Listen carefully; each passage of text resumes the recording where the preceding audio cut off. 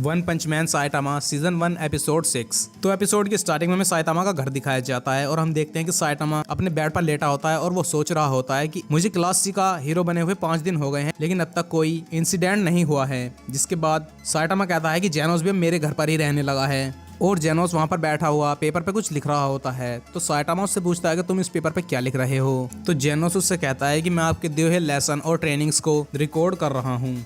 जिसके बाद साइटामा सोचता है कि ये फिर से शुरू हो गया, मेरे पास तो इसे सिखाने के लिए कुछ भी नहीं है, मुझे तो बस स्ट्रेंथ ट्रेनिंग आती है। और जेनोस एक साइबोर्ग है, उसके ऊपर उस स्ट्रेंथ ट्रेनिंग का कुछ भी फायदा नहीं होगा। जिसके बाद जेनोस साइटामा से कहता है कि सेमिनार के अंदर बताया गया था कि अगर कोई सी क्लास हीरो 1 हफ्ते तक बिना कोई हीरोगिरी किए रहता है तो फिर उसका सुपर हीरो रजिस्ट्रेशन कैंसिल कर दिया जाता है। जिसके बाद साइटामा ये सब सुन के शॉक हो जाता है और वो जेनोस से कहता है कि टीवी पर तो मैंने कोई न्यूज नहीं सुनी। तो जेनोस उससे कहता है कि टीवी पर तो केवल बड़ी न्यूज आती हैं, जैसे कि नेचुरल डिजास्टर्स, टेररिज्म और खतरनाक मॉन्स्टर्स। और जेनोस साइटामा को बताता है कि आप हमेशा ताकतवर दुश्मनों से लड़ते हैं, इसलिए शायद आपको नहीं पता होगा, पर एक सी क्लास हीरो को मेनली पर्स चुराने वालों को पकड़ना होता है या फिर छोटी मोटी डकैती डालने वालों को पकड़ना होता है। इसलिए जो सी क्लास के हीरो बनते हैं उन्हें एक्टिवली ऐसे केस को ढूंढते रहना पड़ता है, नहीं तो उनका सुपर हीरो रजिस्ट्रेशन कैंसिल हो जाता है और उन्हें फिर कोई दूसरी जॉब ढूंढनी पड़ती है। जिसके बाद साइटामा ये सब सुनकर वहां से भागने लगता है और वो अपनी सुपर हीरो ड्रेस पहनकर वहां से जाने लगता है ऐसे केस ढूंढने के लिए। और वो जेनोस से कहता है कि तुम यहीं पर रुको, तुम एक एस क्लास हीरो हो और एक सी क्लास हीरो के साथ तुम अच्छे नहीं लगोगे। जिसके बाद जेनोस साइटामा से कहता है कि मैं आपका शिष्य हूँ, मुझे आपसे ट्रेनिंग लेनी है। तो साइटामा उससे कहता है कि मुझे शुरू से ही जबरदस्त हीरो बनने की चाह थी और उसी वजह से मैं यहाँ तक पहुँच पाया हूँ और तुम भी अपने इरादे बड़े रखोगे तो तुम्हें उससे फायदा होगा। साइटामा जेनोस से कहता है कि तुम एक साइबोर्ग हो और सीधी सी बात है कि तुम पर कोई स्ट्रेंथ ट्रेनिंग फायदा नहीं करेगी, लेकिन अगर तुम खुद को दिमागी रूप से ताकतवर बना लो तो तुम्हारी ताकत बढ़ सकती है। इसलिए साइटामा जेनोस से कहता है कि तुम अपने दिमाग को ताकतवर बनाओ और इसलिए साइटामा से कहता है कि तुम सबसे पहले हीरो इंडस्ट्री में अपनी रैंक बेहतर करो और खुद को टॉप 10 एस रैंक के सुपर हीरोज में ले आओ। जिसके बाद जेनोस कहता है कि ठीक है मास्टर, मैं ऐसा ही करूंगा। अब हम देखते हैं कि साइटामा अपने घर से निकल जाता है और वो पूरे शहर में भागने लगता है और वो पूरे शहर में घूम जाता है, लेकिन उसे कोई भी केस नहीं मिलता, सब शांत पड़ा होता है। जिसके बाद वो कहता है कि अब मेरे पास 1 दिन और बचा है और फिर वो अपने घर वापस चला जाता है।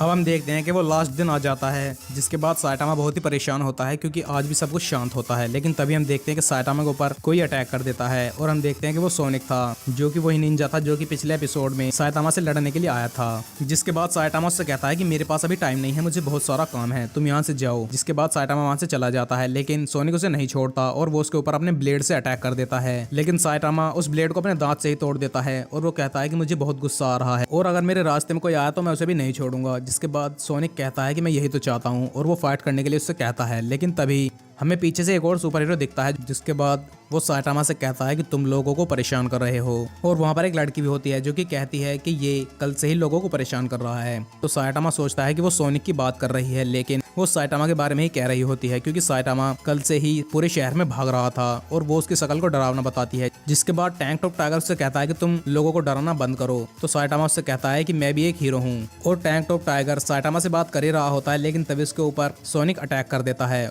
और टैंक टॉप टाइगर वहाँ पर बेहोश हो जाता है। जिसके बाद साइटामा सोनिक से कहता है कि तुमने ये क्या किया, ऐसा नहीं करना चाहिए था। तो सोनिक उससे कहता है कि ये हमारी लड़ाई के बीच में आ रहा था, इसलिए मैंने इसे रास्ते से हटा दिया। जिसके बाद सब लोग वहां से भागने लगते हैं। तो सोनिक साइटामा से कहता है कि मुझे कुछ तबाही करनी होगी, तभी तुम मुझसे लड़ोगे मुझे रोकने के लिए। जिसके बाद वो पूरे शहर में तबाही मचाने लगता है और वो कई बिल्डिंग्स को तबाह कर देता है। तो साइटामा से कहता है कि तुम मुझे क्यों परेशान कर रहे हो, मुझे कोई गुंडा ढूंढना है। जिसके बाद साइटामा सोचता है कि सोनिक भी तो एक गुंडा ही है और वो उसे रोकता है। जिसके बाद हमें हीरो एसोसिएशन के हेडक्वार्टर का सीन दिखाया जाता है, जहाँ पर हीरो एसोसिएशन की एक मेंबर कहती है कि सिटी जेड के अंदर एक सी क्लास हीरो ने एक खतरनाक विलन को हराया है जो कि बहुत ही खतरनाक था और उसने कई जान भी ली थी और वो एक कातिल भी था। और फिर वहाँ पर हीरो एसोसिएशन का एक मेंबर और होता है जो कि उस लड़की से पूछता है कि मैंने तुमसे कुछ इन्वेस्टिगेशन करने के लिए कहा था, उसका क्या हुआ। तो वो उससे कहती है कि क्या आप भूतिया टाउन वाली इन्वेस्टिगेशन के बारे में बात कर रहे हैं। तो वो आदमी कहता है कि हाँ। तो वो उससे कहते हैं कि हमने वहाँ एक ऑफिशियल रिक्वेस्ट डाल दी है और तभी हम देखते हैं कि वहाँ पर एक और सुपर हीरो आ जाती है जिसका नाम टोर्नेडो होता है। जिसके बाद वो आदमी उससे कहता है कि सिटी जेड की इन्वेस्टिगेशन तो बस एक फॉर्मेलिटी है। तो टोर्नेडो उससे कहते हैं कि क्या तुम्हें मेरी ताकत पर शक है। जिसके बाद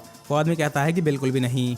तो फिर टोर्नेडो वहाँ से चली जाती है और वो कहती है कि अगर कोई और मुसीबत हो तो मुझे बता देना। अब हमें हीरो एसोसिएशन के हेडक्वार्टर का सीन दिखाया जाता है जो कि सिटी ए में होता है, जहाँ पर सारे मेंबर्स की एक मीटिंग चल रही होती है और उसके अंदर एक मेंबर सबको बता रहा होता है कि सिटी क्यू के अंदर वॉच डॉग मैन है जो कि क्लास एस का हीरो है और वो सिटी क्यू के अंदर इन्वेस्टिगेशन कर रहा है और वो सिटी बिल्कुल शांत है। जिसके बाद वो लोग कहते हैं कि उस सिटी में तो सबसे ज्यादा मौत होती है और वो एक हॉट जोन है, लेकिन वो मेंबर कहता है कि वॉच डॉग एक कमाल का सुपर हीरो है और वो सब संभाल लेता है।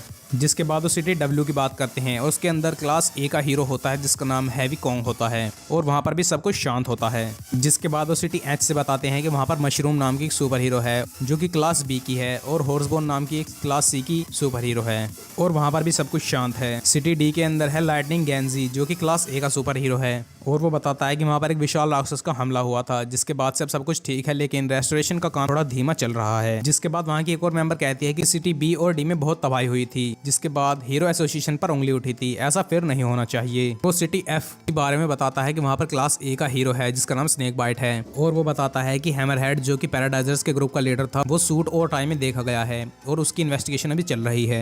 जिसके बाद वहाँ का हेड मेंबर पूछता है कि क्या और कोई रिपोर्ट नहीं है और वो सिटी जेड के रिपोर्ट के बारे में पूछता है और वहाँ का एक मेंबर कहता है कि सिटी जेड मुझे बहुत ही खतरनाक इलाका लगता है। जिसके बाद वो मेंबर बताता है कि मैंने वहाँ पर 2 क्लास ए सुपर हीरोज को भेजा है और वो वहाँ पर इन्वेस्टिगेशन करने के लिए गए हैं। फिर हमें सिटी जेड का सीन दिखाया जाता है जहाँ पर वो दोनों सुपर हीरो पहुंच जाते हैं, जिसमें से एक का नाम होता है स्प्रिंग मुस्टैचियो और दूसरे का नाम होता है गोल्डन बॉल। जिसके बाद वो दोनों इन्वेस्टिगेशन करनी स्टार्ट कर देते हैं और वो कहते हैं कि सिटी जेड है तो बहुत बड़ी और यहाँ पर बहुत सारे मॉन्स्टरों के भी हमले देखे जाते हैं और पिछले 10 सालों से ये वारदातें बढ़ चुकी हैं। जिसके बाद वो कहते हैं कि यहाँ पर रहने वाले लोग अब सिटी सेंटर में जाकर रहने लगे हैं और ये जगह अब एक भूतिया टाउन बन चुकी है और वो कहते हैं कि ये इलाका बहुत ही खतरनाक है और हमें आगे जाकर और भी चौकन्ना रहना होगा। अब हम देखते हैं कि वो दोनों इन्वेस्टिगेशन कर रहे होते हैं लेकिन तभी उस सिटी में एक मॉन्स्टर आ जाता है और उसके बहुत लंबे बाल होते हैं और वो टेंटिकल्स होते हैं जो कि बहुत मजबूत होते हैं। जिसके बाद वो दोनों उसके ऊपर अटैक करने लगते हैं और वो मॉन्स्टर भी उनके साथ लड़ने लगता है और वो गोल्डन बॉल को हरा देता है। जिसके बाद मुस्टैचियो सुपर हीरोज का सामना करता है लेकिन वो भी उसके सामने ज्यादा नहीं टिक पाता और वो